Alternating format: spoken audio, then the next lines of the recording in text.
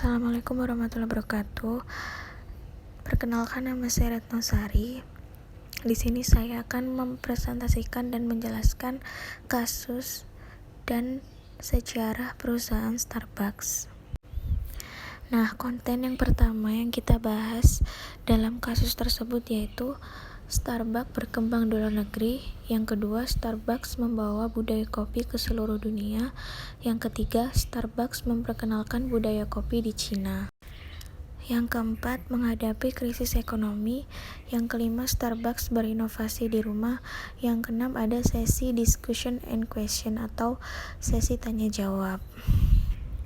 Pertama-tama kita akan membahas sejarah perkembangan dari Starbucks yang berkembang di luar negeri.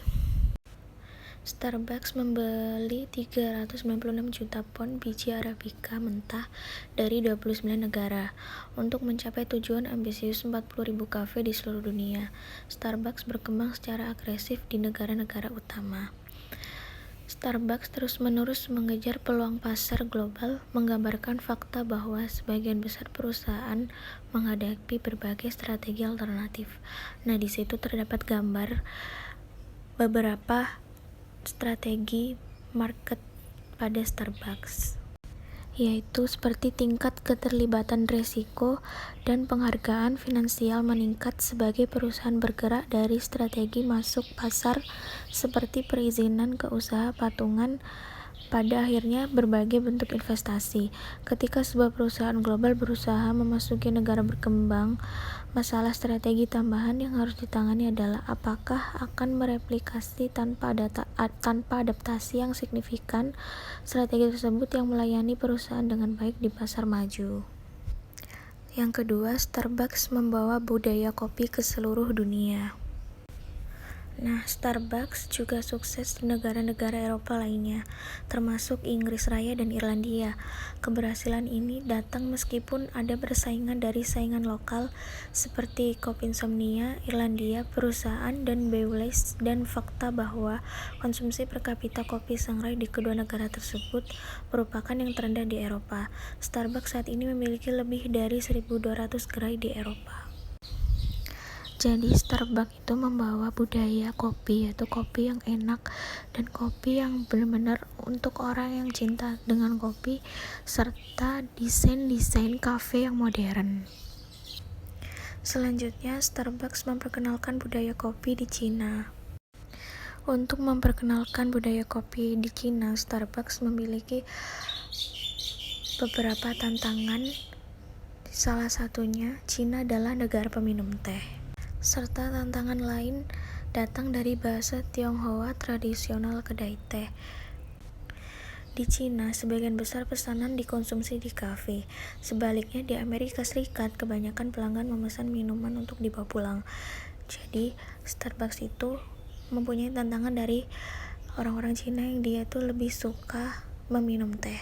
Tetapi Starbucks itu mempunyai solusi, yaitu dengan merubah atau menambahkan menu-menu yang memiliki cita rasa teh dicampur dengan beberapa menu kopi seperti frappuccino dan beberapa menu makanan atau snack, sehingga masyarakat negara Cina itu bisa berkumpul atau nongkrong di kafe tersebut.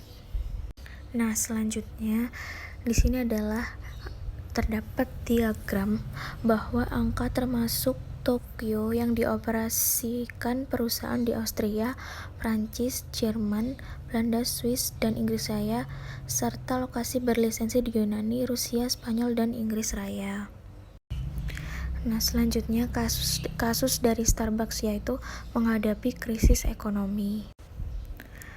Problemnya yaitu ketika penurunan ekonomi global semakin dalam, konsumen yang kekurangan uang mengurangi pembelian yang tidak penting. Tidak adanya latte sebesar $4 sepertinya tidak sejalan dengan waktu, dan beberapa menganggap citra merek premium Starbucks sebagai suatu kewajiban. Nah, pada saat mengalami penurunan ekonomi global, jadi itu masyarakat itu juga tidak membeli produk Starbucks. Tetapi Starbucks juga mempunyai solusi untuk mencegah krisis ekonomi tersebut, yaitu pertama, berhubungan lebih baik dengan pelanggannya. Jadi Starbucks itu membuat situs web media sosial dikenal sebagai MSI, yaitu webnya My Starbucks Idea. Nah, dalam beberapa bulan Starbucks membuat situs web tersebut, Starbucks menjadi kategori embracing yang memiliki lebih dari 50 juta yang menyukai di Facebook dan sosial media lainnya. Jadi sudah memiliki citra merek yang berkembang. Yang kedua, meningkatkan upaya untuk berkomunikasi dengan masyarakat umum menggunakan media tradisional, yaitu bekerja sama dengan Biro Iklan BBDO. Starbucks meluncurkan kampanye branding perusahaan itu waktunya bertepatan dengan pembenahan besar-besaran pada penawaran makanannya. Nah, jadi pada saat itu Starbucks membuat iklan cetak 1 halaman penuh di kota New York Times dan USA Today. Nah, dimasukkan dengan tagline atau jargon, yaitu ini bukan hanya kopi, ini Starbucks. Nah, jadi Starbucks juga mengupgrade beberapa menu minuman dan makanannya agar masyarakat di sana bisa ke gerai Starbucks tersebut. Selanjutnya, Starbucks berinovasi di rumah. Kembali di Seattle pada tahun 2014, Starbucks sedang bersiap untuk meluncurkan usaha yang baru, Starbucks Reserve Roastery dan Tasting Room. Pertumbuhan konsumsi kopi pasar massal di Amerika Serikat melambat, tanda bahwa sudah memasuki fase matang dari siklus hidup produk. Selama beberapa tahun, Starbucks telah menjual biji kopi seasonal reserve dalam jumlah terbatas yang jauh lebih mahal daripada penawaran perusahaan biasa. Nah, jadi Starbucks menciptakan Starbucks Reserve Roastery dan Tasting Room, yaitu untuk orang-orang pecinta kopi dengan bisa merasakan kopi yang original dan mahal dalam satu gelasnya. Selanjutnya saya akan menjawab beberapa pertanyaan. Yang pertama, di Amerika Serikat hampir 2/3 gerai Starbucks adalah milik perusahaan. Sepertiga sisanya dioperasikan oleh pemegang lisensi.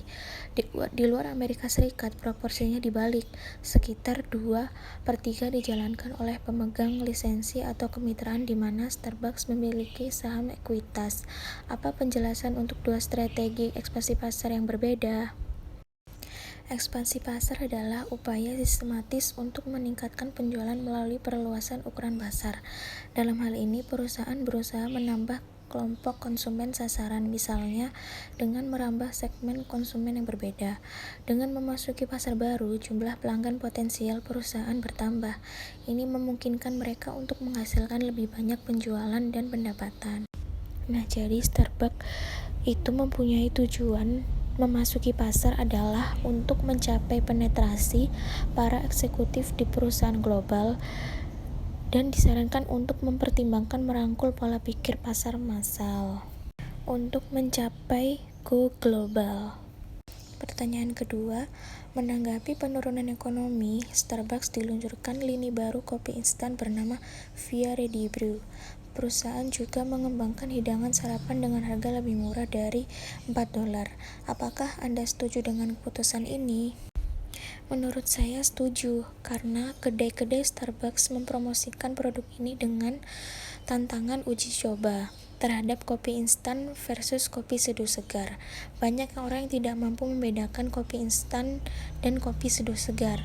Sejumlah analisis memperkirakan bahwa dengan memperkenalkan kopi instan, Starbucks akan menurunkan nilai mereknya sendiri. Pertanyaan ketiga, haruskah Starbucks memasuki pasar kedai kopi Italia? Mengapa atau kenapa tidak? Menurut saya, Starbucks mampu memasuki pasar kedai kopi Italia karena Scalz, yaitu pendiri Starbucks, berhasil meyakinkan publik Italia dengan membuka gerai pertama Starbucks di kota mode itu, menjadi Starbucks Reserve Roastery pertama di Eropa, yaitu sebuah format gerai yang lebih besar dan lebih mengutamakan keabsahan kopi dibandingkan dengan gerai pada umumnya. Nah, jadi di gerai tersebut pelanggan dapat melihat biji kopi mereka langsung dipanggang. Dan di gerai tersebut juga menyajikan beberapa menu snack atau roti khas dari Italia. Jadi pelanggan akan menemukan konsep kopi yang sedikit berbeda dari yang mereka biasa temui. Pertanyaan keempat, dalam jangka panjang, perusahaan mana yang lebih mungkin untuk memenangkan perang kopi global? Starbucks atau McD? Menurut saya McDonald, karena McDonald meluncurkan minuman kopi siap saji untuk memenuhi kebutuhan para penikmat kopi secara praktis. McCafe mampu menjual kopi dengan harga jauh lebih rendah, yakni seharga 1 hingga 2 US dollar untuk kopi frappe dan latte. Analis dan Managing Director Global Data Retail Neil Saunders menilai bahwa langkah McDonald masuk ke bisnis minuman kopi kemasan cukup menjanjikan untuk meraih keuntungan. Demikian, bisnis ini tidak akan menjadi ancaman langsung bagi Starbucks. Nah, jadi sebenarnya Starbucks juga memiliki kopi siap saji, tetapi lebih untung McDonald karena dia mempunyai harga yang lebih murah dari Starbucks, sehingga para pelanggan lebih memilih beli di McDonald. Pertanyaan kelima, nilai prospek Starbucks Reserve Roastery yang baru dan inisiatif tasting room. Pada tahun 2014, Starbucks sedang bersiap untuk meluncurkan usaha yang baru, Starbucks Reserve Roastery dan Tasting Room. Pertumbuhan konsumsi kopi pasar massal di Amerika Serikat melambat, tanda bahwa sudah memasuki fase matang dari siklus hidup produk. Selama beberapa tahun, Starbucks telah menjual biji kopi Seasonal Reserve dalam jumlah terbatas yang jauh lebih mahal daripada penawaran perusahaan biasa. Nah, jadi Starbucks Reserve Roastery dan Tasting Room ini menunjukkan dengan kafe yang modern dan disajikan oleh kopi-kopi dan biji-biji yang khas dan original, dan mereka berani menjual mahal untuk para pecinta kopi. Nah, cukup sekian penjelasan dan presentasi dari saya. Apabila ada kurang lebihnya, saya mohon maaf yang sebesar-besarnya. Wassalamualaikum warahmatullahi wabarakatuh.